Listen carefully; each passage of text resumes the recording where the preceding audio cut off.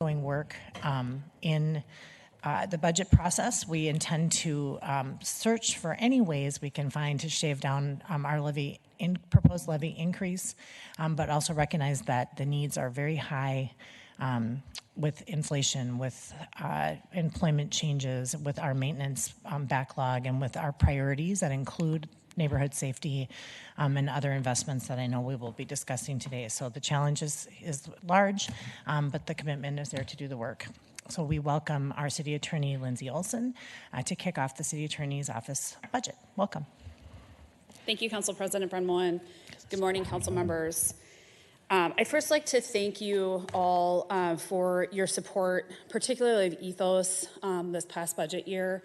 You had allocated $100,000 for us for that program, and I have some really encouraging, exciting things to share with you about the expansion of that program.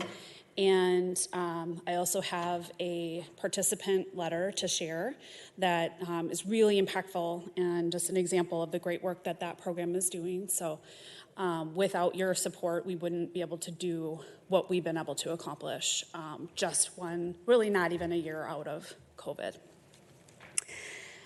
The other thing that I want to thank you for is for supporting the allocation of 5 attorneys under ARP. It was a really early allocation of those people, and we have put them to really good use in the office and been able to reduce our backlog numbers, even as keeping up on our current caseloads that remain high. But they were very needed, and I appreciate you supporting that effort. So here's a brief overview of how the office is structured, and of note, you can see where the Office of Neighborhood Safety is broken out in a direct report to me, as well as the Immigrant and Refugee Program that is run by Senior Attorney Edmundo Lijo. The rest are the divisions that have been around for a long time. This seems like a good moment Sorry, to share. I know. Like, is it really small? Yeah. And the other thing that I sometimes remember to share is that there is a TV screen right under you. Right there. Yeah, so like if we're all squinting down at the floor, that's why. Okay. But also all of the presentation items that people see on the screen are available on the agenda. So if there are things on this sheet that our viewers are interested in seeing more closely, I know many of my colleagues have the packets printed as well, but it's available online for people who want to see it with their magnifying glass. Yes. Yeah. Yes. Great. Thank you. First, I'll just touch on the Civil Division and some significant projects that have garnered several hours. Of course, we're working several lower tier projects as well along with these, but these are the ones that hit the highest hour marks with the team. Many of them you're intimately familiar with through your own work. And it really is a mix of, ongoing work like livability, skyways, trash, things that have always been staples of city work, along with new programs like ARPA, rent stabilization, and COVID supports that we've been doing in the office for the last several years. We also have greater levels of work for development. Those projects you'll see throughout this, and as well as ramped up programs and focus like homeless and sheltered work that really ramped up during COVID but continues to be a major focus of both the administration and of council. Highland Bridge in particular, of course, has taken up a tremendous amount of the development team's time and will for some years to come. Rent stabilization, because of its newness and all the things surrounding it, have also taken on a lot of our time, and we did bring on a new attorney during this year to focus more specifically on building that out for the city. HUD federal funding sources has also become, I think, has always been around, but I think the focus on it and the focus on the legal supports for it is fairly new and has taken a lot of time, I think, in just building out what a better support system for that, and then doing the ongoing work. So a lot of work has been done in that these last couple of years. And then PEDHRA General has also been taking up a lot of hours, as well as HOMS, and then the Central Station developments as well. And we anticipate that development will continue to be to ramp up with the other projects that we know are on deck in the city. Very exciting. I mean, I think that's a good thing to need more lawyers for development. So. We didn't spend a lot of time in this slide deck on the immigrant and refugee program this year because you just had a very lengthy and an in-depth presentation from Edmundo, so I won't go over again the things that he discussed with you. But these remain his biggest focuses on the areas that he spent the most time in the last year.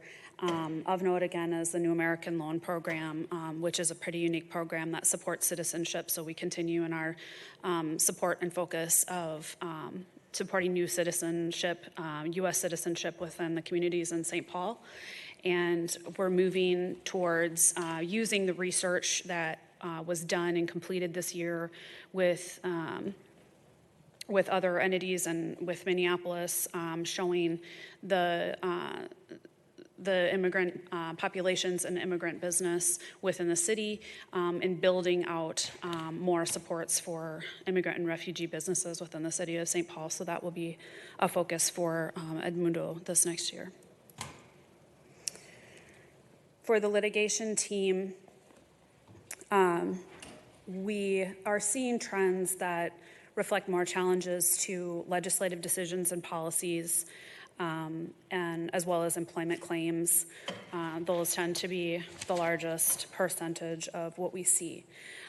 This next slide will show you kind of a breakdown of a 10-year period, and we've done that the last couple of years just to see kind of where we stand in a longer term. Obviously, litigation comes in as it comes in, so as defensive litigation, our focus is on the integrity of what we're doing in the city and advising internally to avoid having suits come in, but we defend what comes to us. But what you will see here is that the years where there are larger payouts, those reflect 2 to 3 cases during any given year, and that is a really steady trend. So particularly 2012, 2014, 2017, 2018, and then 2021, those larger numbers all reflect 2 to 3 cases, so anywhere between 68 to 75% of any of those areas come from just a few cases. We routinely take in about 50 cases a year, give or take. This year, year to date, we have $637,000 in payouts from litigation, and again, that amount comes around 68 to 75% from 2 to 3 cases. We have 32 cases currently pending, and 13 cases have resolved this year. It's important to note, though, that many cases span over several years, so sometimes payouts that might be shown in a particular year don't represent something that happened in that year. And again, you can see the trends in labor and employment, police misconduct, and negligence are still trends that we see in the highest brackets. For our criminal division, we handle 10 to 12,000 cases annually, sometimes as high as 15, but in the last several years, it's been more like 10 to 12. We wanted to highlight here, you'll see the backlog, and you'll note that we've gone down from 3,100 to 1,900. And the backlog represents those cases that were on hold during the pandemic. So those cases are taken on in addition to that 10 to 12,000 that come in during the year. And we did add those 5 prosecutors for ARP. That takes us to 22.5 for for our prosecutors, for bodies that we have in the office, people to do the prosecution work. And they're taking on between 440 cases to 550 cases, each prosecutor every year, just on the baseline cases that come in. And that's with the 5 prosecutors that we hired for ARP. That's for 40 to 100 cases more than the ABA recommends for a prosecutorial caseload. The max they recommend for any one attorney to handle for prosecution is 400 cases, and we're well over that. And with that backlog that we are chipping away at, that adds around 85 cases if we would spread them out between all the prosecutors. So that's still a really heavy caseload for all our prosecutors. And the work that that team has done is really outstanding. I think that the stewardship of justice and the individual case management that's been done by this office has been recognized throughout the district and the state. We've had, throughout the last couple of years during COVID, some of the best clearance rates in the state. And we remain committed to examining every single case that we take independently. And we've, even with pushback of resolving cases, we're committed to seeking justice within the system for both victims and for those that are, facing charges. And that's how important it is to us. Before you move on, can you give us some idea of when we expect, 1,900 is a huge improvement from a year ago today, but it's still 1,900 backlogged, and that does not include what's coming in the door this morning. Can you give us some idea when we expect to be caught up? I'll let Jess McConaughey, my criminal division deputy, Jess answer that can't question. just sit there quietly. Come on up.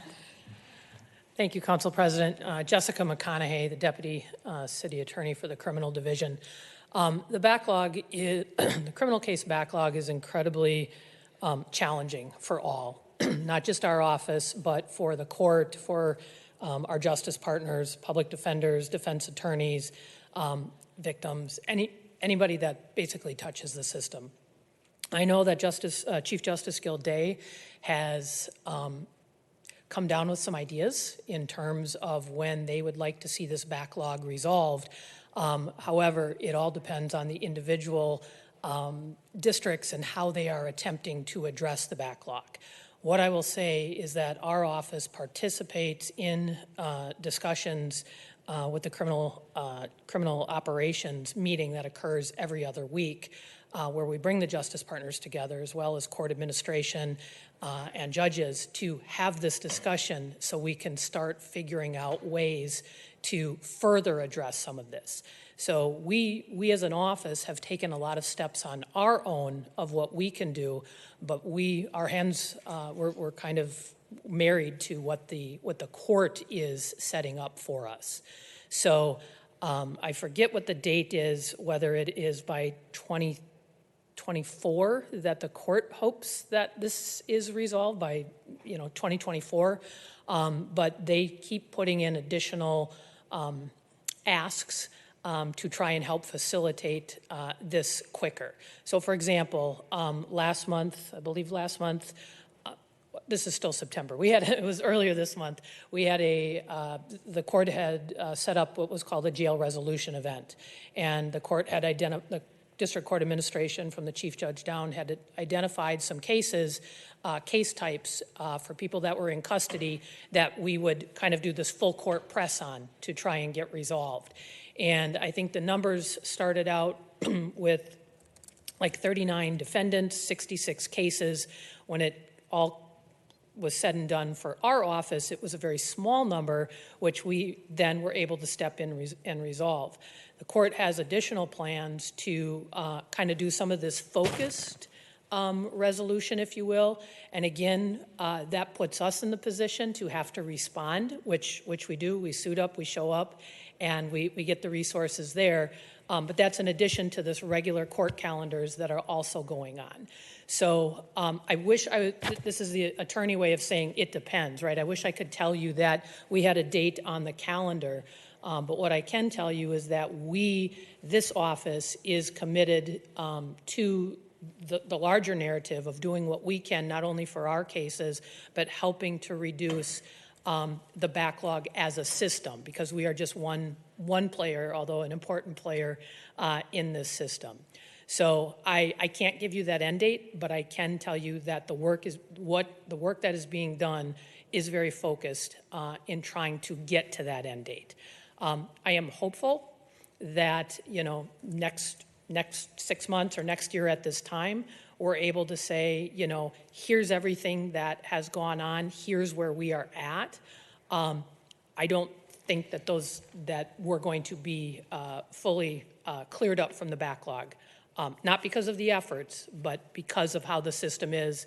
And again, as Lindsay mentioned, I'm very thankful, we are very thankful that you have provided the opportunity to add 5 attorneys so that we can work as an office on this issue.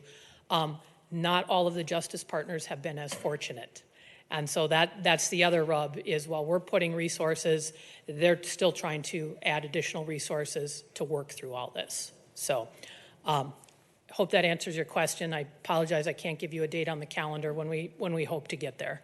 No, thank you very much for putting context around that. I think it's helpful, and I know that we've heard, I think what Ms. Olson said ahead of you is, the justice piece of this for everybody involved is important, and the longer things languish, the more difficult it is to resolve things in a way that that respects that need and what our goals are. This work is really the reactive side of our neighborhood safety, if you will, and in a way, I don't know if I'm speaking out of turn here, but probably the thing that this council is most separated from. We interact with civil so much because of how much it intersects with our work, but the work you're doing is so important to the work that we do. So these are great opportunities for us to really get a chance to daylight the work you're doing, the care with which you're proceeding, the challenges that you're facing. And so I really do appreciate that. I know I would never expect a lawyer to tell me an absolute date that everything's going to be fixed. But I do think that the context is very, very helpful, and I appreciate that summary. I look to my colleagues to see if there's other questions while you're up here.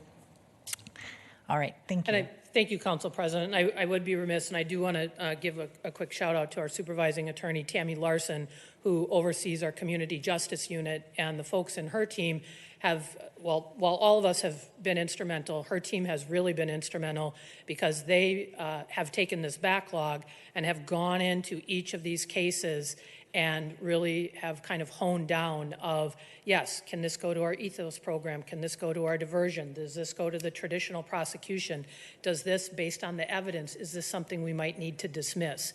And so the ability to have those resources to do that, to set everyone else up and the cases to proceed accordingly, has just been incredible. Great, thanks. And I appreciate, in a sense, that's a bit of a correction, because our work for me, that our work here is reactive, but we're also taking steps to take this reactive piece of the system and make it proactive by looking at diversion, by looking at ethos and other programs as well. So I should be sure to mention that as well. It's not fully reactive. We're doing a lot of redirecting as well. Yes. Thank you. Thanks. So that actually dovetails nicely into a little bit deeper dive into some of our diversion programs we wanted to talk to you about. The first one is an offshoot of Ethos. So it is a diversion program that we've built in close partnership and cooperation with the St. Paul Police Department that focuses on diverting gun possession crimes. And it's the first of its kind in that it uses restorative justice for those cases. We're not aware of another program in the country that is doing that. And we're able to say that with some certainty because we're working with Joyce Foundation as well as Yale and the University of Chicago and the American Prosecutors Association on a larger project I'll talk a little bit about that also dovetails into this diversion pilot. And so this is an expansion of the criteria that we originally built Ethos around. And it does allow us to look at diverting folks into ethos restorative justice circles that have a gun possession case. We do that with first-time offenders, so we have a very regimented list of criteria that we look at. What our goal is, when we talked with SPPD, and this was before Project Peace came into being, but also dovetails nicely with the focus on reducing gun violence in our city here, that we talked about focusing not only on reacting to gun violence, but on preventing it. There is a direct correlation between the crime or the conviction of possessing a gun and someone who in the future uses that to shoot someone, either at them or killing them. Now, when I say that, understand that there are a lot of people who have a gun possession crime that never shoot at anyone. But what we do know is that of those people that do enter into those types of circumstances in the future, they are most often precipitated with the crime of misdemeanor gun possession on their way to more significant crimes. For that reason, there's a huge, I think, a huge gateway here, a huge opportunity for us to focus on how do we, instead of just allowing those people to rack up crimes in the justice system and wait for them to shoot someone, but instead to start focusing on them in the beginning and trying to work with them to heal them, to heal trauma, to turn them to another path, that they otherwise might continue on. So that's our focus here in this. And so far, we have had 106 referrals into the program, but we've only taken 18. We have declined 88, and that's for a variety of reasons. Many times they have a number of other convictions, and they're just not right for the pilot.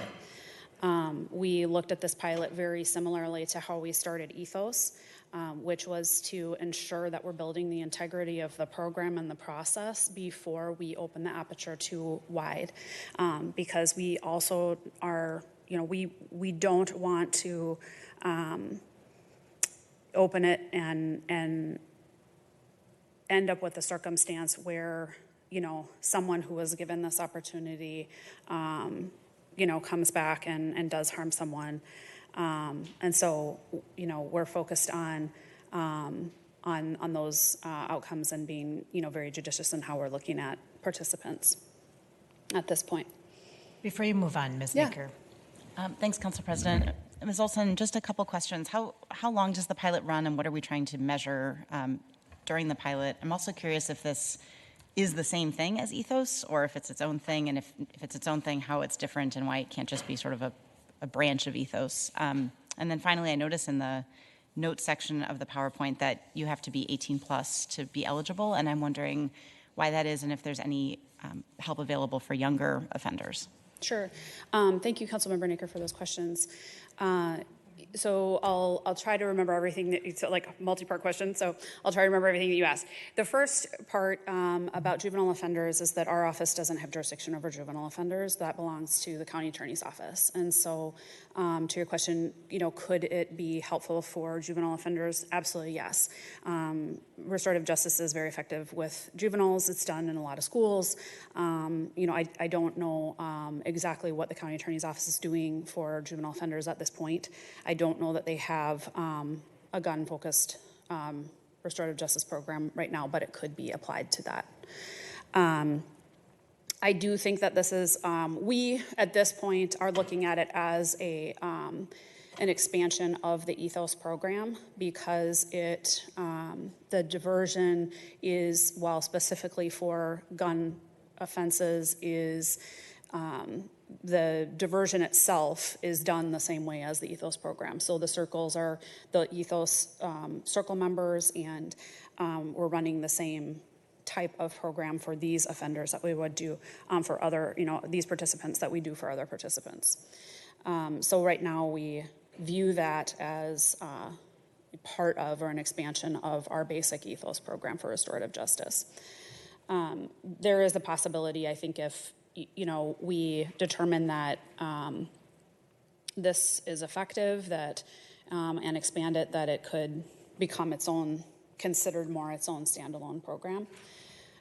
As far as the measurements that we're looking at, recidivism remains a large piece of how we would view the success.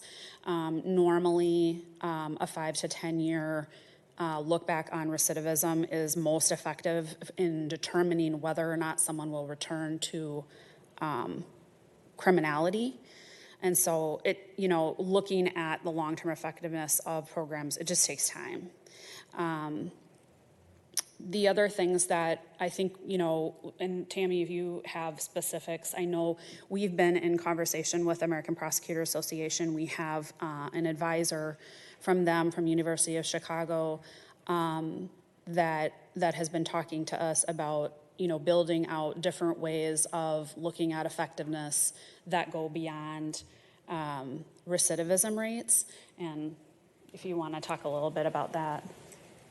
Yes, good morning, Tamara Larson.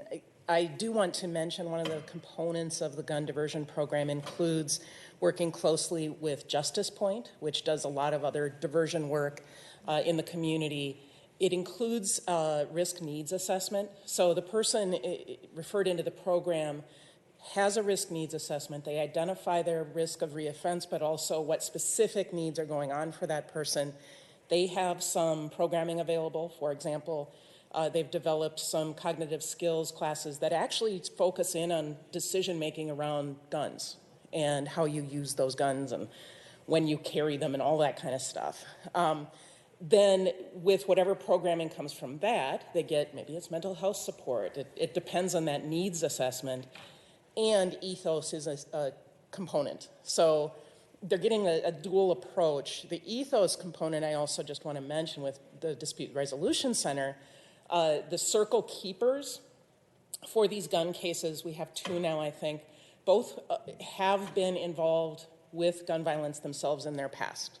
One spent some time in prison many years ago and has turned his life around, and he leads these discussions. And the power of them is really, it's remarkable, the conversations they can have and the results they can reach. The University of Chicago is working very closely on research, not only of recidivism, which is certainly part of it, but they're digging into kind of all aspects of the program, including trying to find a good way to ask about whether someone was able to get a job afterward, or housing, or how are their lives improved by this above and beyond the reoffense. So it's a pretty intensive program, and it's getting a lot of good support nationally from the University of Chicago and the APA, the Prosecutors Association, so that we're really doing evidence-based work down the line, not just develop these programs for the sake of having a diversion program.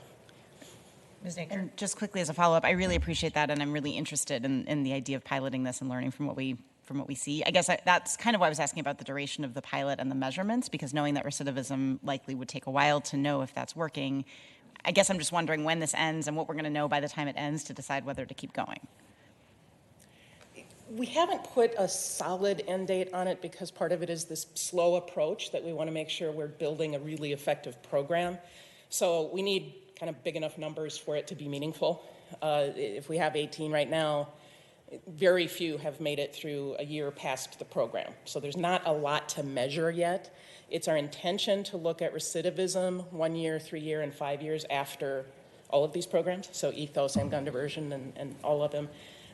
So we'll be doing that. We're working with the University of Chicago for at least this next year, and we'll kind of, I think, reassess. I think we don't want to have a just hard date because we want to make sure our data is meaningful and teaches us something about what we should be doing for the programming.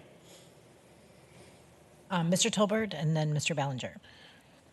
What is usually the underlying charge for people referred to this program? Almost all of them are some kind of possession, illegal possession of some kind. Most of them are possession of a firearm without a permit. It's usually first offense, folks? Yeah, it's first offense. The typical case will be something like a person being pulled over for speeding and they admit they have a gun in the car, a record check is done, there's no permit. So it's that kind of case typically. And we're working very closely with the police department to make sure that we're both doing that risk assessment. They have information we don't, we have information and approaches that they might not, so we work closely to kind of team up assessing each case. And then when a potential person for this program comes in, what is the options offered to them to either, obviously they can go to trial and fight the charges. How is this presented to them? We go through all of the aspects of the program, what they would be expected to do. Here's the offer at this stage. If they claim any defense, and they're arguing, well, I didn't do it, I didn't have it, that kind of thing, we suggest that they go through the traditional process. They have a right to defend themselves. There's a place for that. You can get a public defender. You can have defense counsel to guide you. If they do that, we don't revoke that offer. So if they get an attorney and after assessing the case, they want to still take the diversion offer, they can. And yeah, we just lay it out. Here's what's going to happen. Here are the kinds of things you might be asked to do. Ethos is a circle that comes up with the consequences themselves. And so we can't say you will have to do community service and that kind of thing. But we can give them a list of the things that might happen, and then they have the option. Do you want to accept that offer or not? If you don't, you go through the traditional process. If you do, we start the intake.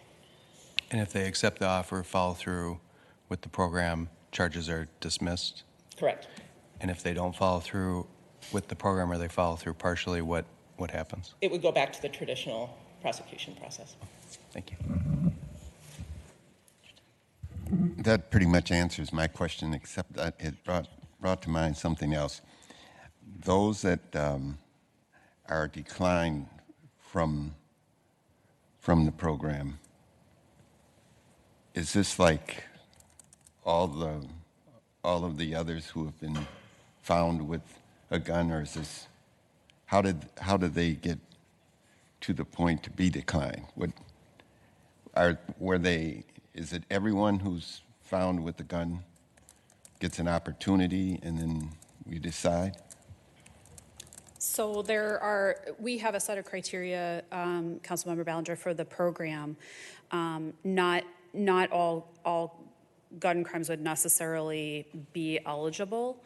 So we would review if there is a possibility for them to be eligible. There's a review that's done, and then there's a conversation that occurs with the St. Paul Police as well, as far as reviewing this potential program candidate against the criteria, and then a determination of whether we would offer that program to that individual under the circumstances. We don't, it is only possession.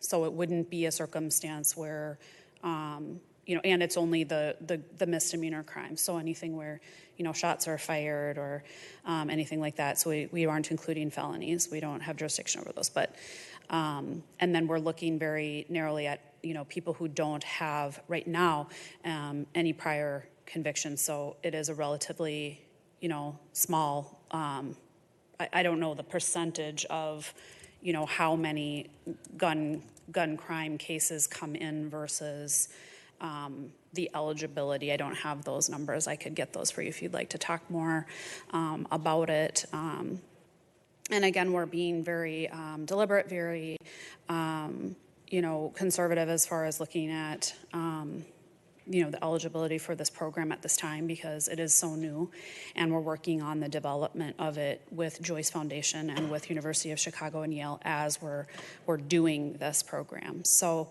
we wanted to start out with criteria that is maybe narrower than we might, open that aperture a little bit more if we see success here, that, the success that we've had bodes well for the future of the program at this point. Does that answer your question, Councilmember? I think so. The 88 here, so there would not have been any guns fired with them either. It would be other things. No, if a gun is fired, we wouldn't have that case. Okay. I guess I'm trying to figure out, so what is it that may disqualify that 88 out of the 106? Oh, you're saying what were the qualification criteria of the 18 versus everyone that was referred for review? Yes. I'm not sure that I don't know if you could answer that either. It really depends on, I mean, specifically on the circumstances with that person's criminal history. And we do have a document that we have a review against a program document that we've created. And I'd be happy to talk with you more about that. I didn't bring that here today. Okay. And so I don't, you might have more information about some of that, but it is very specific for each individual. It is typically related to the criminal history. So for example, one of the guidelines is that if someone has domestic violence related offense in the recent past, we will not accept them into this program because the use of guns and domestic violence is, as you all know, a high lethality factor. So that's one of the things we might keep someone out on. If they're actively involved in a gang, we're not taking them in at this point. So it's that kind of thing. Every case is reviewed really thoroughly, and we're looking for those kinds of guidelines. I think that's a really good segue to just remind the attorney's office, I think our other departments as well who may be watching this, is now that many of us are back in the office and we're trying to figure out what does life look like now, this type of information, we would like to hear about it sooner when it's launching and get check-ins, understand the scope of the program. We are in our offices during the week. We can meet by teams. We can meet in groups of less than 4, so 3 and 3, or some sort of iteration of that, though, to understand what's happening earlier on in the process. I know coming up, we have questions about some of the initiatives coming out of the Office of Neighborhood Safety that were sprung on us last week with the police department. And so just really encouraging us to get back in the mindset that, like, we're here, we're part of the decision-making and funding body. These are things that, as you mentioned, we've been supportive and with you at lockstep, and just having a clear understanding of what's going on. There are some of us that are new to the table, obviously, who are going to have to play catch-up a little bit.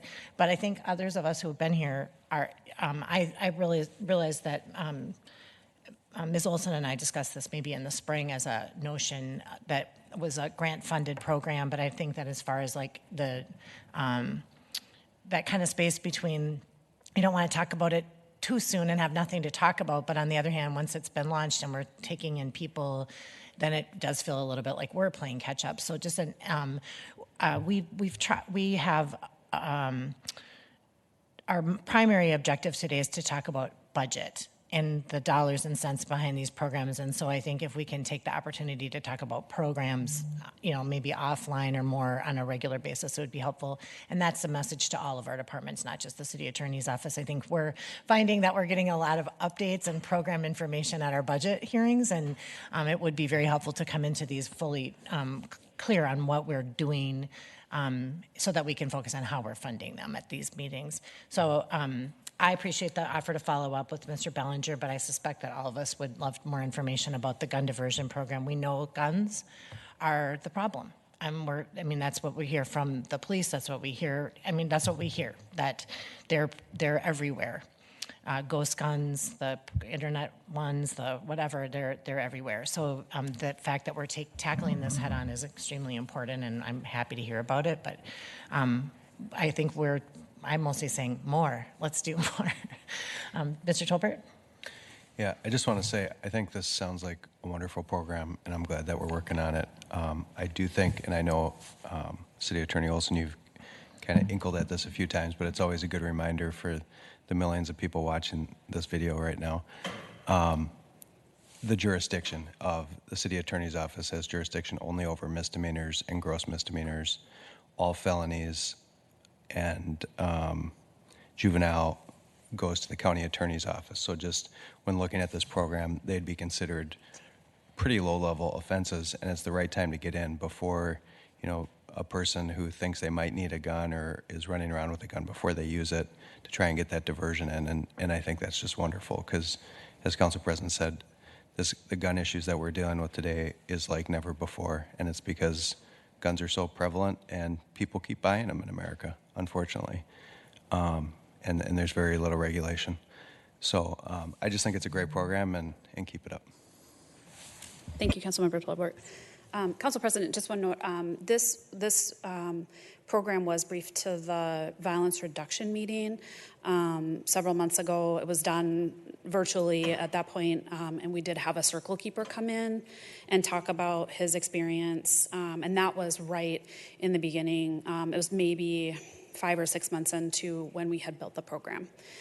So it was pretty early on, and that's been, that was briefed to those council members that set that meeting as well as the administration. So that was the first time that this concept was introduced as a partnership between CAO and SPPD. So I know it was a while ago. No, I have a recollection of that, but that's 3 people sit on that, and there's 7 of us. So just want to make sure that I think getting the word out and when is one of our biggest challenges, and this is just something that we're very supportive of, and want to be out there talking to our community members about as well. So absolutely. Well, thank you, Council President. I appreciate that, and I'm more than happy. My team can definitely sit with any council member who wants to kind of dig into this a little bit more. We're happy to do that. So just a little bit more about Ethos, the broader program that you guys did fund last year. You can see that from 2019, when we began taking cases into the program, we hit COVID right away, and that shut down the program for a bit, and then gave us a slow start back into virtual circles, which was great, but being in person has its own feeling, and is definitely preferred specifically for this work. And so we've just, as you can see, just taken that exponentially from 2021 to 2022. And again, that was due in part to the money that you funded for us. Our ability to take more cases hinges on that budget ability to have that available. So that was extremely helpful for us as we were building out the backlog and trying to move as many people into these programs as possible, because they are so successful. The Ethos numbers we have been tracking, and we've had 81 completed cases. So people who we were looking at numbers out, like we were talking with Councilmember Naker about, how do we look at success over a number of years? And so we've had a 7% recidivism, so 6 have recidivated out of 81 that have moved out, completed the program, and continued on. So our numbers are huge in these last couple of years, but those are people who are still moving through the process, completing their programs, and then just getting to a completion point. So you'll see those numbers jump, in our coming presentations as far as what we're tracking for success. is my recollection correct that is almost exactly the opposite of the recidivism numbers from Boys Totem Town? I don't know the Boys Totem Town recidivism numbers, but generally prosecutorial, traditional prosecution has a recidivism rate of about 40 to 50%. So those recidivism rates are generally really high for traditional prosecution. And I think that the Totem Town numbers were in the 80s. It was extremely high.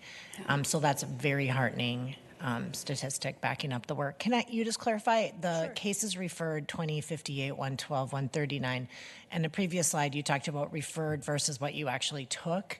Are these ones that we took or just ones that were referred to? These are all taken, right? Okay. Yeah, these are taken. Okay. So, and then to Mr. Ballinger's previous question, our number 18 this year, or for the gun reduction, is low, but as you'll see, so was it for Ethos initially as they built up the program, and then as they felt confident about what the program looked like and what the success looked like, the numbers, it looks like they went up 6 times. Exponentially So over the last that's couple huge.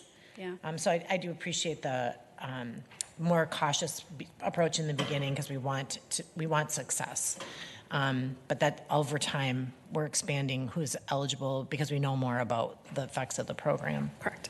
Yes. Ms. Naker, did you have a question? Okay. And this is just a little bit about that funding, the general funding that we have from you. We have $27,000 left, which we did ask the budget office to roll over for us. And we do have current grant funds available as well through 2023 that are supporting the program as well.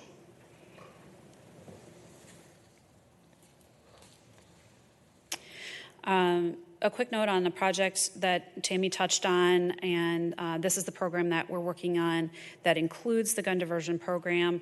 It's called Elevating Trust and Legitimacy for Prosecutors. There are only 2 cities nationwide that were selected for this, us and Columbus, Ohio.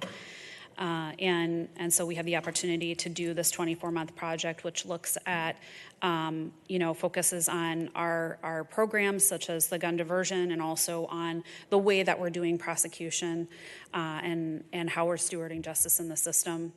And we've been working with Yale and APA, and we're bringing a team here in October to meet with stakeholders around the city and talk about what our office is doing, and they get on the ground and they do research by having interviews with folks about their experiences with our office. So we're really trying to do good work within the system, but also checking ourselves. We're getting the objective review about, what are we doing and is it effective, and how are we showing up in those spaces to steward justice. So that's what that program is.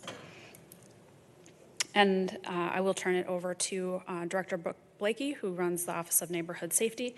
She's got a couple of slides and an update for you as well. Welcome. Good morning. Thank you, Council Member. Excuse me, President Brind'Moen and Council members. Excited to talk about an update on the Office of Neighborhood Safety. From my last visit here, I have a slight allergy this morning, so if I sound a little congested, I apologize. The inaugural year, we're really talking about our strategic pillars and what we've done. So really worked on strengthening what was built in the Community First Public Safety Framework. Continue to have conversations with community about accountability and accessibility.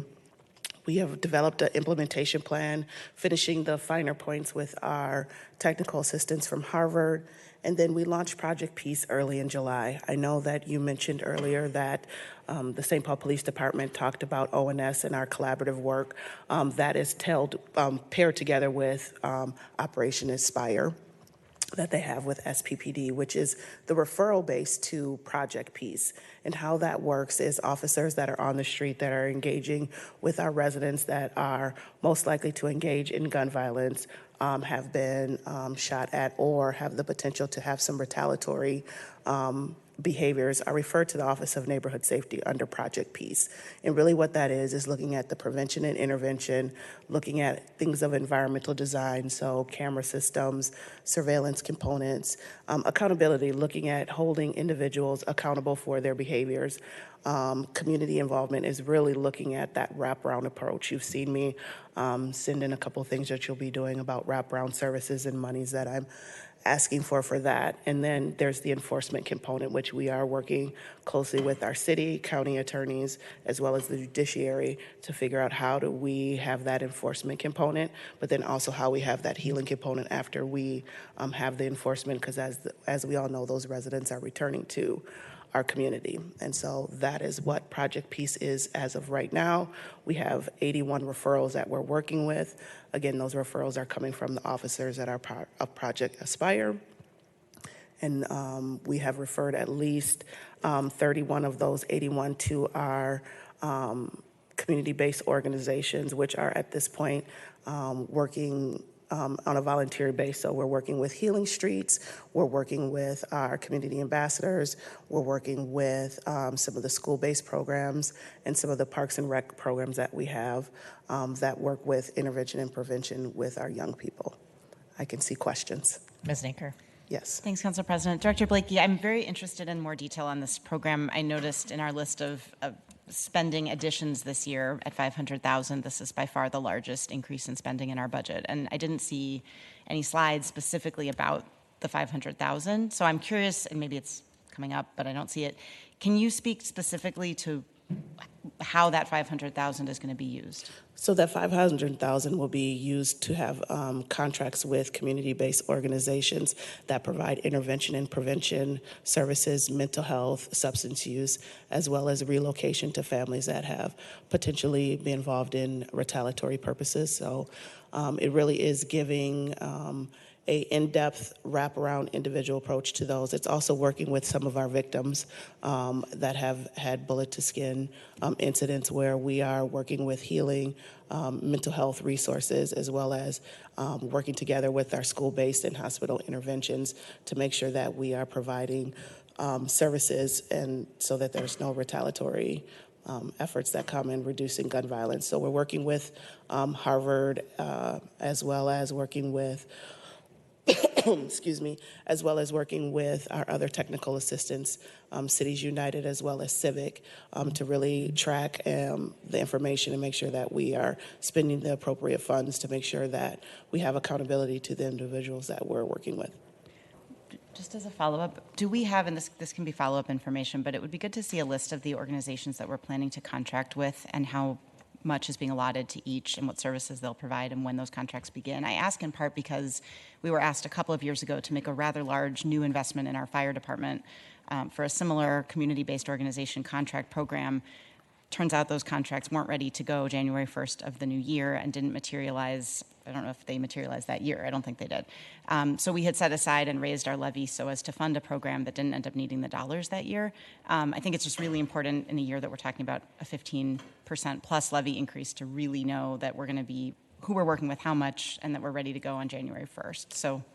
Correct. Those will be provided, and we are working with the Neighborhood Safety Community Council, which will be seating members in the next month, and they will have the list of community-based organizations that are ready to go and develop. Though we're really working with grassroots agencies as well, and so we are also working with the legislative list that was provided of community-based organizations that are specific to gun violence, and I can provide that information to you of who those organizations are, which are located, and in which wards they're located. Yeah, and I second that. We've just, even with our own COP programs, community, I can't think what it stands for, where we had money earmarked that was, we weren't able to get out the door for a full year, so then we had to go back. Can you also describe the difference? We earmarked a big chunk of ARPA funds for what you seem to be describing. Now I realize if it's in the general fund, it's ongoing funding, and with ARPA, it would be one-time funding. But I thought we gave a specific, like a very large amount of money for Office of Neighborhood Safety, and particularly for community programs that are doing our boots on the ground. Correct. And so the ARPA funds are exactly what you said. Those are temporary funds that will also be going to community-based organizations that are very specific to gun violence, community violence, and youth violence for different intervention programs as well. And then the $500,000 that we're requesting is for ongoing, so that once we engage with these community-based organizations, because we're asking them to become 501(c)(3)s, we're asking them to invest in evaluations. We're using those ARPA funds to do that, to make sure that they're solidified and have sustainability. The $500,000 is to keep those programs intact once we ask those community-based and grassroots organizations to do that deep in work to make sure that they're providing exactly what they ask for, so that we don't have those questions or I have to come back in front of this committee and say why those community-based organizations programs did not continue to provide what they asked.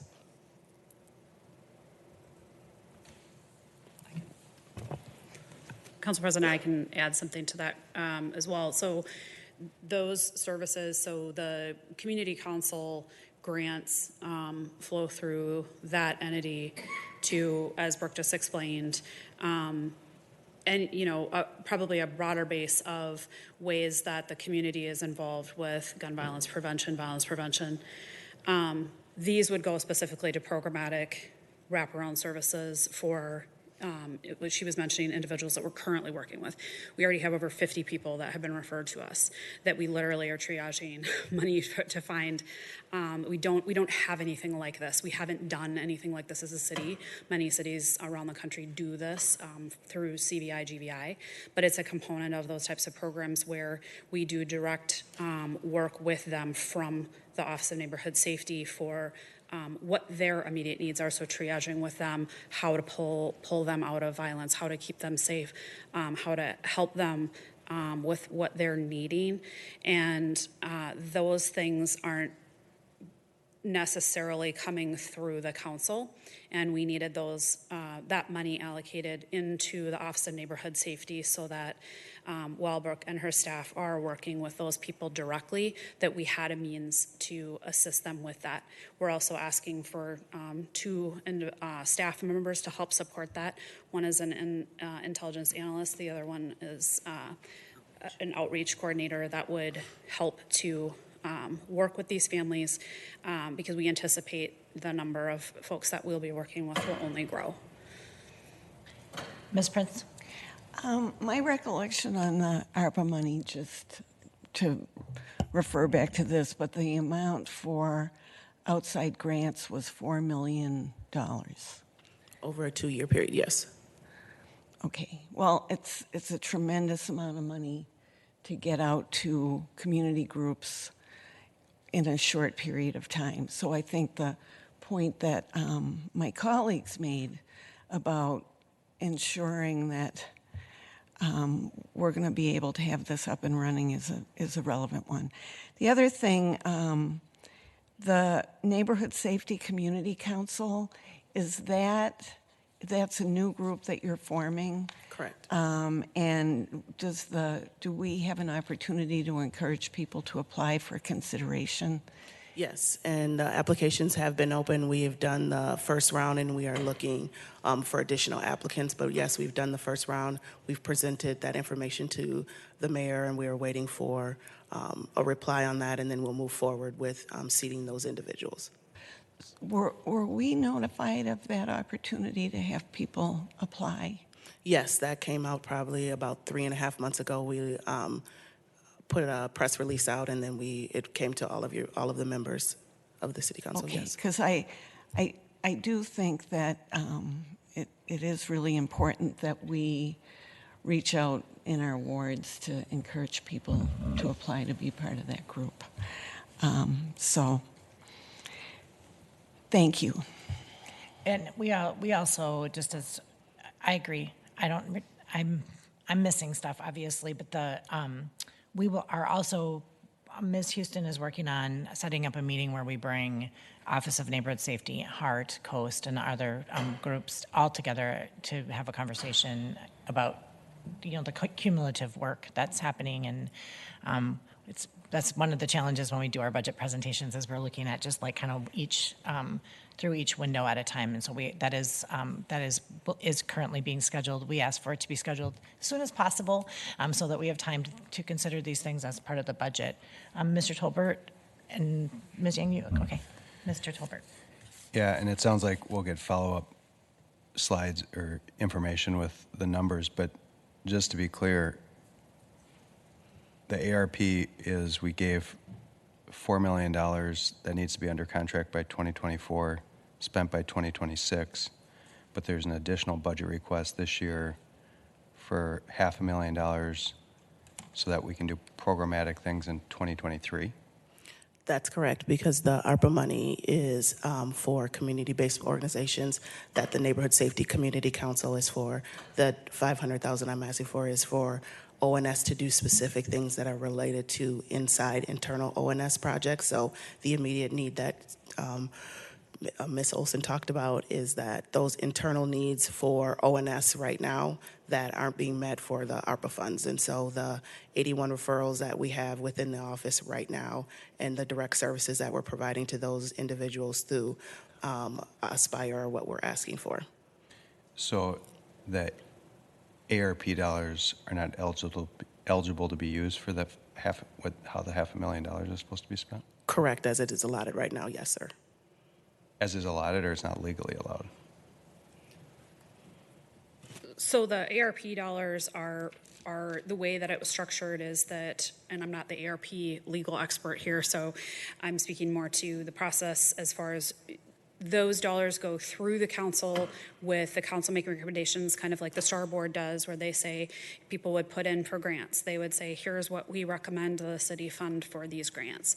So the reason we can't just put money over into our program budget from that money is because it's been specifically allocated for the community council to make those recommendations and for the administration to allocate for, to those community programs that put in for those grants. I mean, Tara, maybe you could speak to like how we could move some of that money if that were a better way to do it.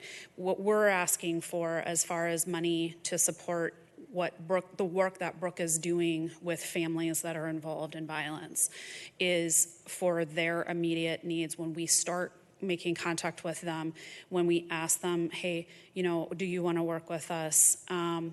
We need to move them to safe locations. We need to help them get into different types of wraparound services. Some of that, I understand kind of where you're questioning, like, what's the difference?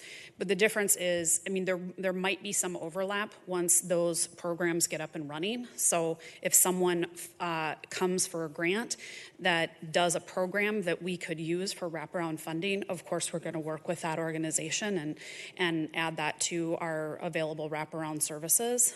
But programmatically, with those people that we're working with, we have those needs to assist them and be able to have a pot of money that would allow us to help them directly and not rely on however that grant circumstance might or may not assist with all of those programmatic needs that we know we will have and that we have right now.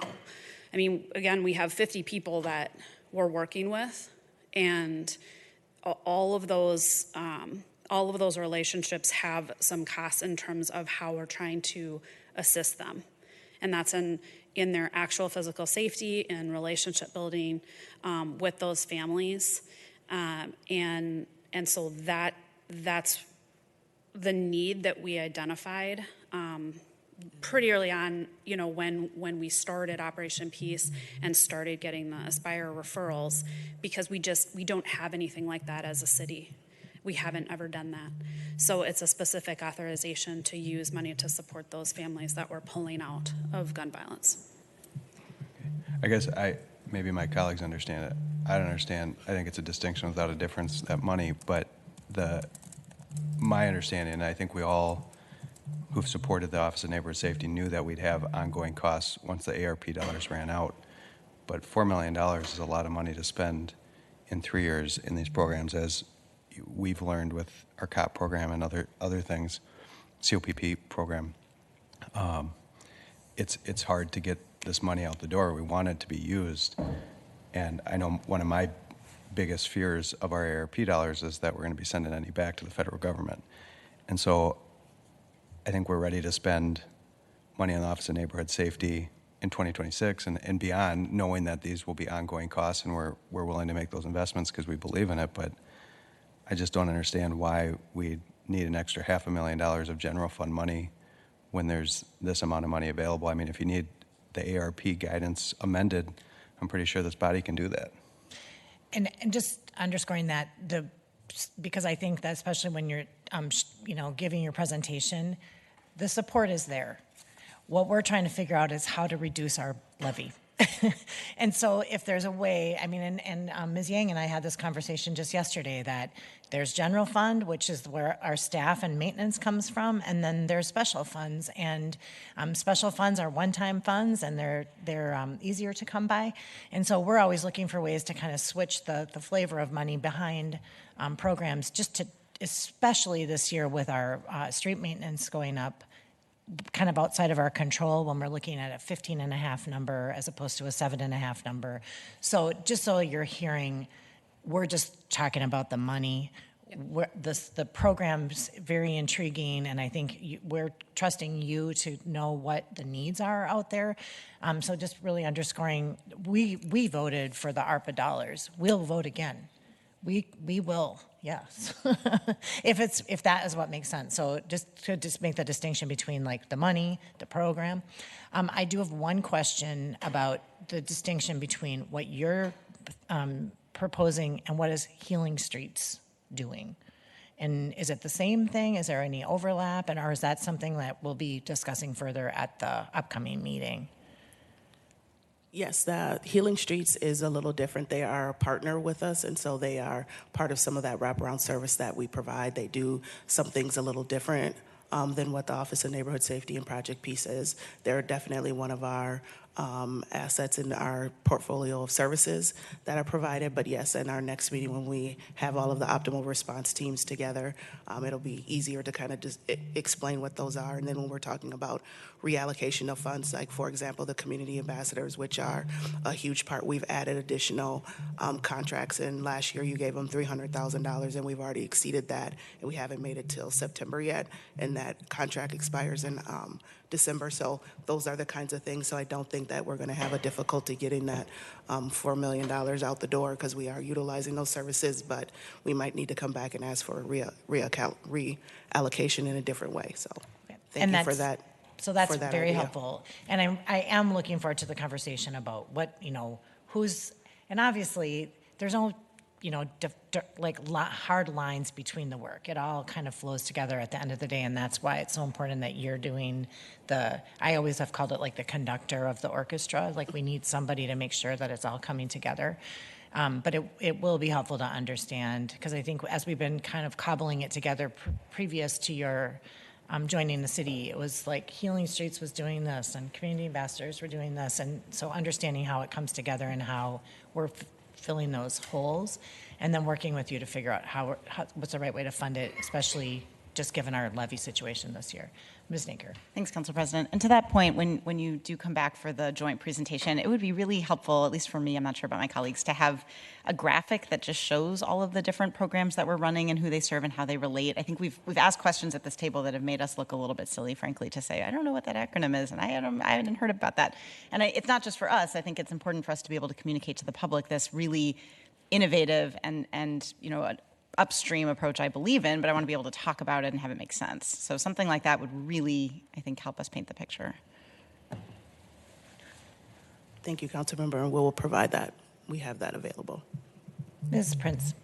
It's also my understanding, and I'm not sure if it's Project Peace or the Inspire program, but we are getting about $1 million grant that came through Betty McCollum's office, as I understand it, to pay for the GBI effort. So where is that funding landing? Because I talked to John Choi recently, who said that we haven't received that money yet, but I'm just wondering where that falls in the budget and what that is going to be used for, if that isn't including working with the families and working in hospitals and so forth.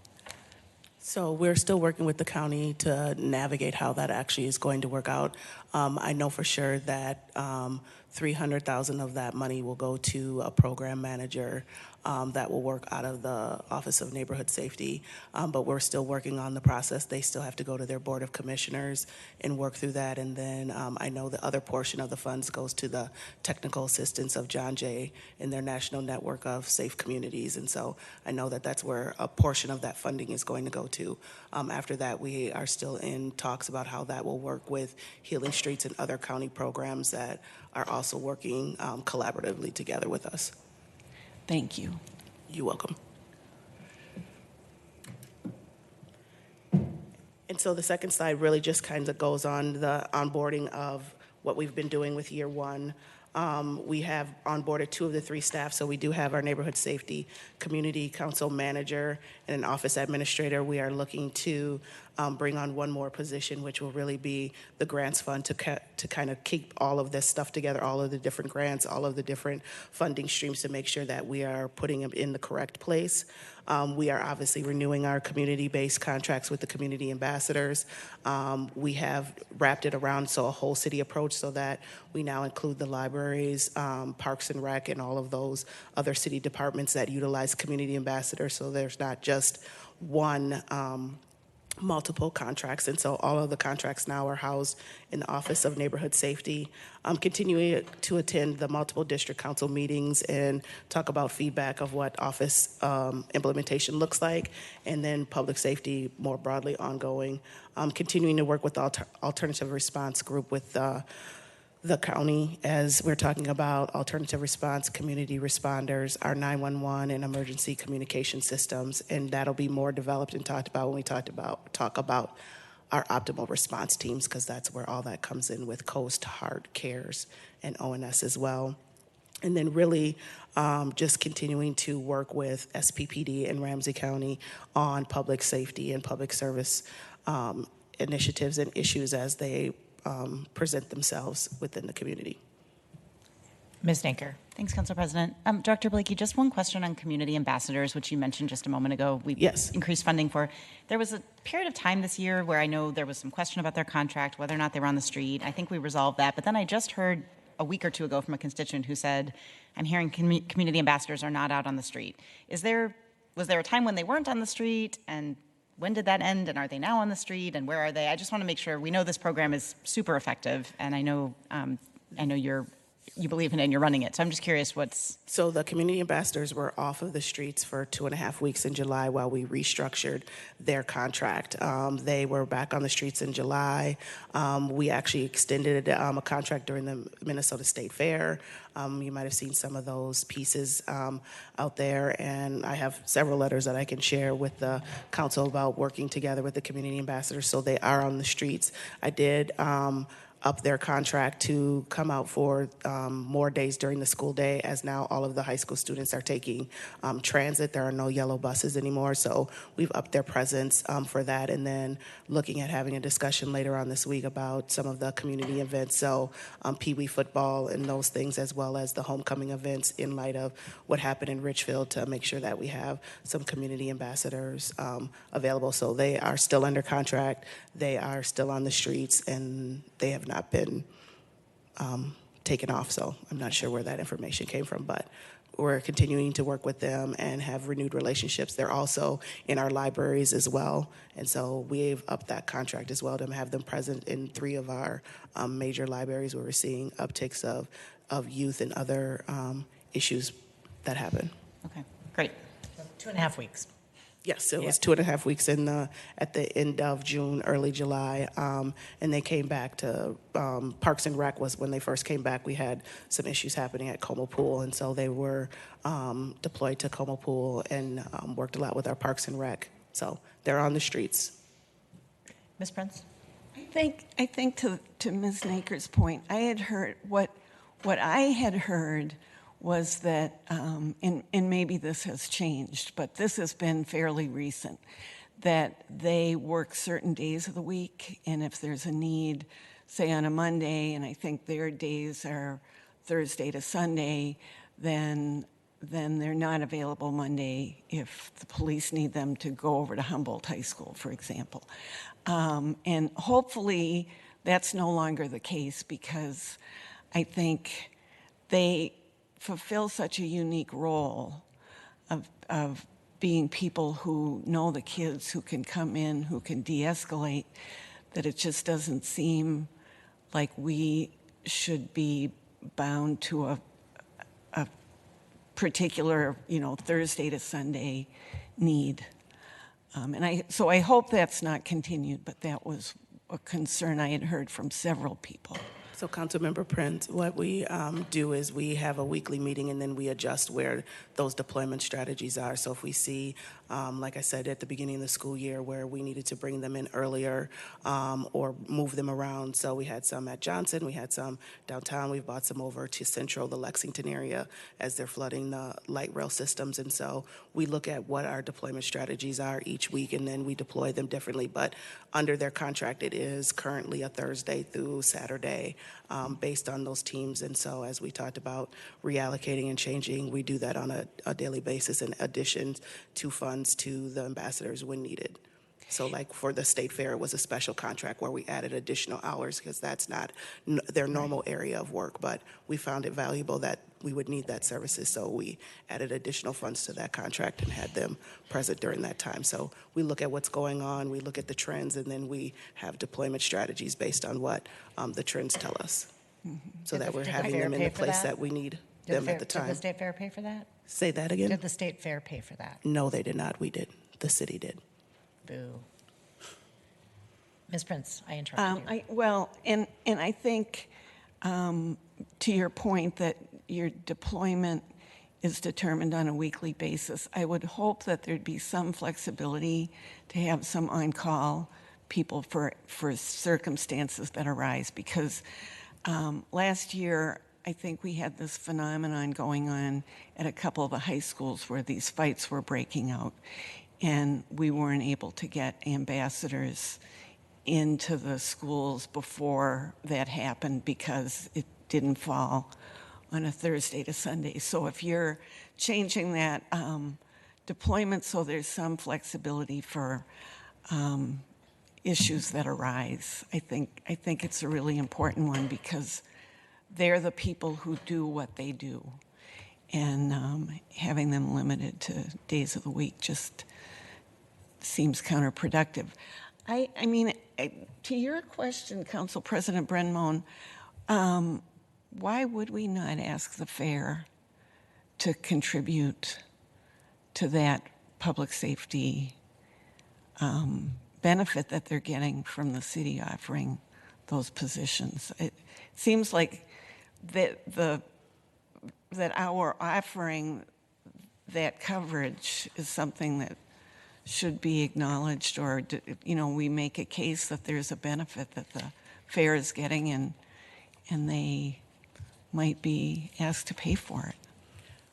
The decision to not ask the fair was based on the fact that it was part of the community residents of St. Paul that asked and requested as we came up for a safety plan.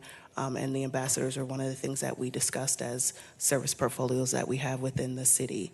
As we discuss next year, that might be a possibility that we might want to propose that to the state fair. But it really was us, the Office of Neighborhood Safety, the City of St. Paul, working with the St. Paul Police Department and a community group that really mobilized their community. On top of the community ambassadors, they had about 200 residents that came out, made T-shirts, put out maps, and we kind of worked collaboratively to support that community, and that's exactly what the Office of Neighborhood Safety is looking for. And so it was an opportunity to really showcase how the Office of Neighborhood Safety, SPPD, as well as community can get together and really show how to keep their neighborhood safe. And so as the success of that, maybe next year we can ask for that, but it was a St. Paul City kind of collaborative work effort, and so it made sense to kind of highlight and showcase that community can come together and represent St. Paul. I'll call that a successful pilot. And we charge for fire service, we charge for police service, and I've often said, the state fair isn't in St. Paul, even though everyone thinks it is, but it definitely impacts St. Paul on all sides, at least on 3 sides.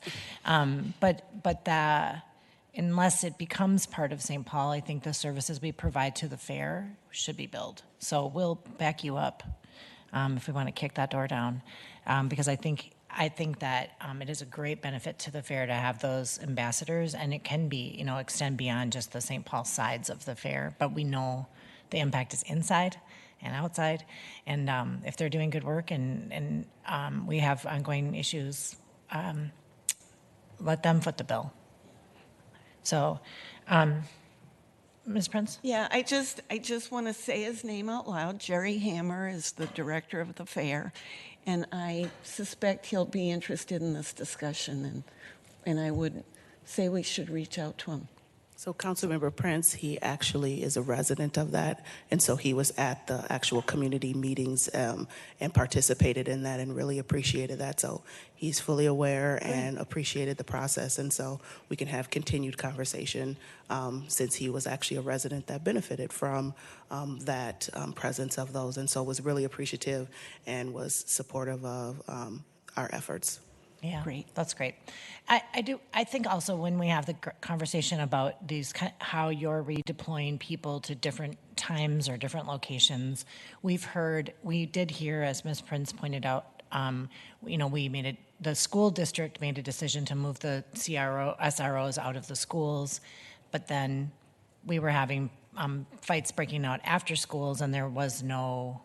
We're ending up sending like 6 police officers, and sort of reacting to a situation. And it seems like there was a decision made to change a policy, but not a decision made to how we were going to problem solve around the issues that do arise. And I think similarly, we had pressure to remove law enforcement from our libraries. And now we're having safety and law enforcement issues in our libraries. And while I support the notion of removing law enforcement from our libraries, what is the plan? Because we've heard that from our library staff, over and over, that there are issues in particular libraries, not all, where there's challenges with people, and we don't have a plan on how to manage that in a way that's appropriate in a library setting.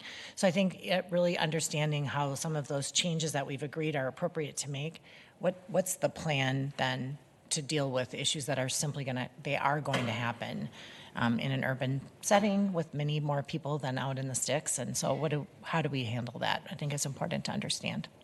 Yes, and President Bermoen and council members, we have been working with the libraries as well within the Office of Neighborhood Safety to utilize that service portfolio of those individuals and using community ambassadors, but also for some of our unsheltered populations, looking at some other the community-based groups such as 21 Days of Peace and some other entities and some women's groups that can work specifically with other members, because as we know, the community ambassadors are really youth-specific, and some of the other issues that we're seeing in our other places are not centrally focused on youth as well. So really making sure that we apply the appropriate community-based organization or resource to those individual things. So when having lots of conversations with Director Pinkert and now her interim director as well to really look at what those neighborhood safety components look like for our libraries and as well as Parks and Rec, and looking at what do we need to provide for those different things when we have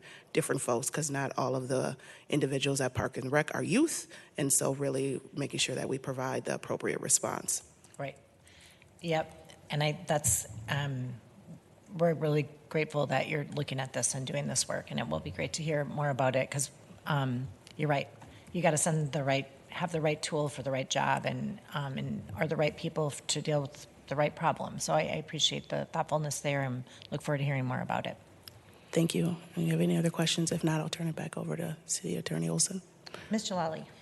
I guess more of a kind of reflection, but it is an iterative process that we've been under since I think 2019 of like adding staff and programs across a few different departments, and then having the Citizens League process, and then funding the Office of Neighborhood Safety, and then getting ARP funding, and like I'm seeing the progression over time, and I also understand the nature of the work as new, emerging, in motion, responding to people and their complexity. Human beings are not simple. You can't just refer them to this or that place and it meets all their needs. So I guess like what I could take away was this general high-level spectrum of ways that we're meeting people, and they range from alternative responses, like the 911 work that we did to get different responders out, to certain kinds of actual interventions, like there's people being identified or referred and they're getting some type of intervention that's like diverting them. And then there's like proactive outreach and kind of working with young people, and more like the investing in people directly, like earlier in life or before something bad necessarily is happening. And so I'm just thinking out loud about like what's a framework that we could use to then take every program we have and put it somewhere within that spectrum of how they're receiving interaction from the city, because I think that way would be really helpful to kind of help people see like the work itself has many categories and they happen on a continuum, and they're not all housed in ONS. And so just something that sort of helps everybody see the continuum, and then clarifies ONS's role. Like they're kind of, I see you all as the like you help like kind of quarterback or like coordinate and like have like a high level change management view of it. So I'm just kind of talking you all through like how I see it as a policymaker and as someone who personally like fought very hard over many years to get these investments. And I think like organizing how we talk about it in a big picture way that is just like somewhere and easily accessible would be great. And I think we have a version of that. It's just that, to your point and the hard work you're doing, it is in flux. And so even 6 months ago, like I bet we could update whatever one pager we had. So I just think that would be useful as a way to show the work and that I see it on a continuum of interventions and supports that we're providing people. And I appreciate you for being willing to lead through the complexity, because it would be easier for us as a city to just not do any of this. And we have said that isn't good enough for our residents. So I appreciate the support around this council to have gotten us to this point, and to you all for leading it. And just wanted to offer those thoughts as we close. So thank you. Thank you. So this is our final slide, just the highlights of our proposed budget with additional personnel. We would move from 91.1 FTEs in 2022 to 95.1. That comes from a few mid-cycle adds. One is the legal assistant 3 that was just recently approved that would be paid for by PD, will support PD work and the work of that development team.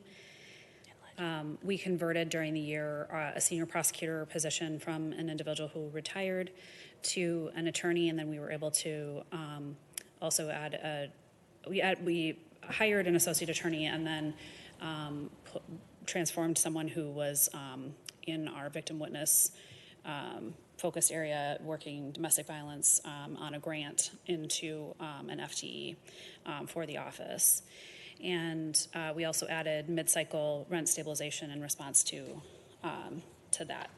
So those are the 3 that, and I think that is moving through Legistar right now for the 2022, for the amendment. For our 2023 asks, I don't know if you have any other questions on those, but we touched on those with Brooke's presentation there for ONS support. Ms. Yang had a question. I have a question.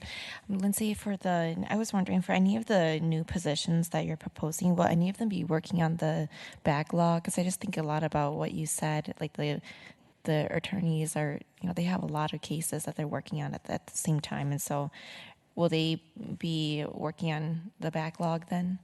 For some of the time that they're going to be hired on? Thank you, Councilmember Yang. Yes, so all our prosecutors are working some cases that are from the backlog. So the one that you're seeing here, what we try to do when we have the opportunity to, I inherited a very senior office in terms of people who had worked for the city for a long time, and we've seen several people retire out of the city and from our office in the past couple of years. And when we have those retirements, we take a hard look at we don't just replace that person with another senior level person. We take a hard look at what are the needs of the office, and we want to give opportunity to newer attorneys as well, and grow people from within. So one of the ARP funded positions was also for domestic violence. So and that domestic violence team and the victim witness team is largely grant funded. So we look for those opportunities where we know we have that continuing need, and then we can add an FTE out of current budget in times like this when we have someone who's very senior retire. And so with that same amount of money, we have the ability to add a position within current budget that is a current need, instead of having a crisis when, if we don't get that grant renewed. So we try to concurrently plan for that, because our victim witness office has grown, and it's a really integral part of the office. It helps support directly all of our victims of crime, and so if we suddenly we lost our grants, if they weren't renewed, we wouldn't be able to keep. We would have to let people go, and we would lose some of that capabilities. So we try to look forward and be very thoughtful and planful for how we can maintain that critical staff. All right, thanks for sharing that. I say that like with the intention of really wanting to make sure that we are finding ways to make the job sustainable for our employees, and I just don't feel like that is sustainable at all for a single employee to be handling on more cases than what is recommended. So if you have thoughts on how we can really push to make that happen, I'd love to talk more about that too. Thank you, Councilmember. I would be happy to talk with you about that for sure. I appreciate you bringing that up very much, Councilmember Yang. And we talk about burnout and rehiring, and we all know the learning curve is steep here, and so if we are not respecting workload, and then we're going to end up churning through humans, and it's a problem. So thanks for bringing that up. Ms. Baker had a hand up. Thanks, Council President. One request for follow-up and then one question. In our budget questions that we sent out in advance, I appreciate the department sending back your responses. There was a question about the new programs that had started in 2022, and we specifically asked for performance measures you're tracking, and I noticed there was an update on the programs, but not an update on their performance. Okay. So I'd like to request that as follow-up, and I think it's really, really important that we're showing that we're not just starting new programs, but that they're actually getting results. And I know you have that data, but it just isn't in this response. Yeah, I'd be happy to follow up with that. Thank you. And then my question to Councilmember Yang's point, I know because of our staffing pressures and our staffing shortages, we've retained outside counsel to help with some of our workload. Can you tell us what the cost of doing so has been compared to hiring in-house, and how long you expect to have to keep outside counsel on rather than being able to handle the burden in-house? Well, so we just recently had those contracts approved and have just begun to have some work that has been assigned to those outside firms. We are moving quickly to hire. So I don't have a current cost for you. I can certainly work with the budget office to get you something. I don't know that we've been through a cycle of paying a bill yet for services. So, but I can definitely keep you updated on that. As far as, how long we would be prepared to, have them under retainer in order to assist with the work. I mean, it's, definitely our intention to staff up as soon as possible. We are in the process of hiring 3 attorneys right now. We go into interviews this coming week, and we're moving very quickly on that. So we would hope to have those people here. Sometimes it takes attorneys a little bit longer to wrap up and move job to job, but, within 30 days to 60 days, we're hoping to get people in soon. Those are our attorney. We also do have people out on medical that accounts for some of that, and it's not a vacancy, but it does affect the workload on the attorney side. So on the staff side, we have several vacancies that we're also that are also currently hiring. So I can't give you a definite time frame. I think we don't necessarily know, because part of it depends on what type of expertise we can bring in the door as well. So especially on the attorney side, if we if we bring in someone with really relevant expertise, we need less training. It will be less time that we might need to have something out to an outside firm. So are we signing those contracts like on a monthly basis to give ourselves that flexibility, or are these year-long? I believe, without looking directly at the resolution or the approvals that went through council, that they had a time frame on them. I don't recall what it was, but I can let you know. Thanks. Other questions? All right. Thank you for this presentation and for following up with the questions. There's a couple items to follow up, and I know we will be hearing from you again with the Office of Neighborhood Safety and the greater scope of the work. Did you have a hand up? Yeah, maybe I missed something, but I just wondered what the dollar increases in the percentage of over last year.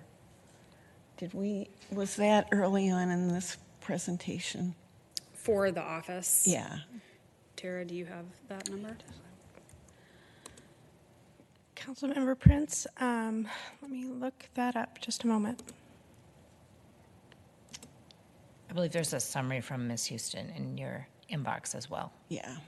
And does that include that? I did see that. I just thought that it might be good to Council say it President out loud. Brenmoen, Councilmember Prince, my summary I believe, included general and special funds.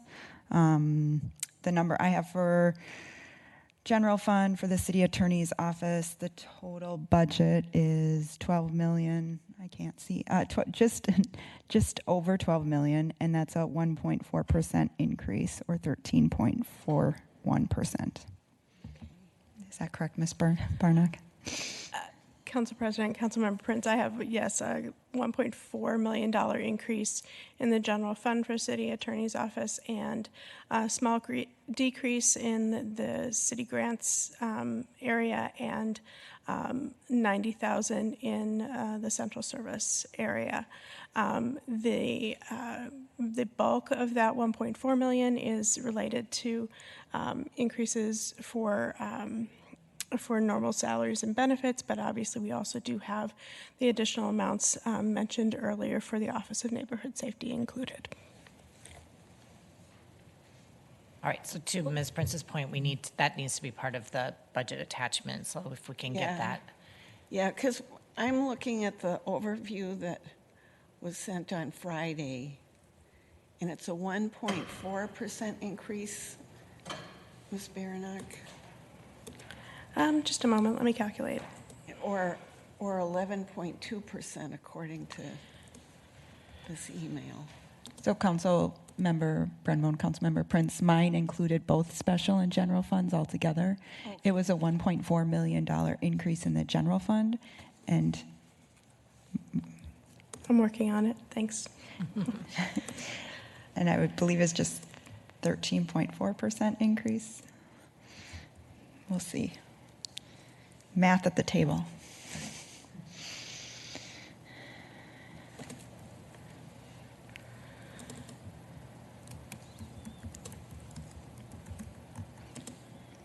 So Council President Brenmoen, while we give Tara a moment, I do want to share a high note from the Ethos program. It's a participant letter, and I mentioned it earlier.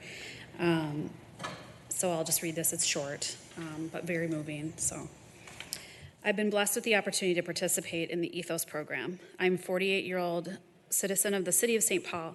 I'm a nurse who has worked in healthcare for 29 years. I care for and try hard to meet all the needs of my patients by day, and I care for and try to meet all the needs of my husband who has epilepsy by night. I just want to take a moment to tell you the impact the Ethos program has had on my life. The circle not only helped me understand and cope with the unfortunate circumstances that brought me to the circle, but also I took a look at myself and reconnected with my own human spirit. I learned that we're not alone in dealing with our circumstance, but we have a community of support around us.